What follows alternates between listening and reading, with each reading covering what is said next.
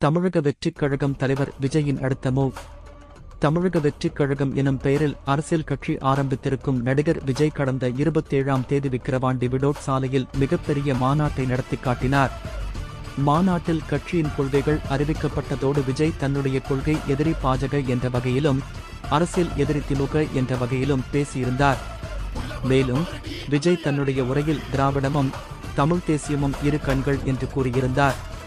இதனை எதிர்த்து விஜய்க்கு எதிராக நாம் தமிழர் கட்சியின் தலைமை ஒருங்கிணைப்பாளர் சீமான் கடுமையான வார்த்தைகளை உபயோகப்படுத்தி வருகிறார். இதன் காரணமாக சமூக வலைதளங்களில் தமிழக வெற்றிக் கட்சியினரும் நாம் தமிழர் கட்சியினரும் மாறி மாறி கருத்து தெரிவித்து வருகின்றனர்.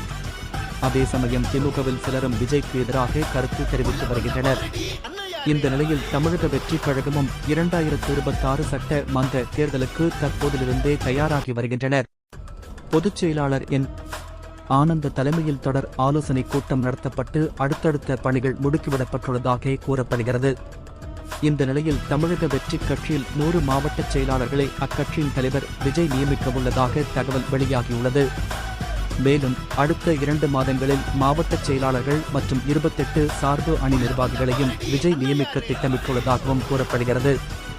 நடிகர் விஜய் தற்போது அவரது கடைசி படமான தளபதி 69 படத்தில் நடித்து வருவது குறிப்பிடத்தக்கது. நன்றி.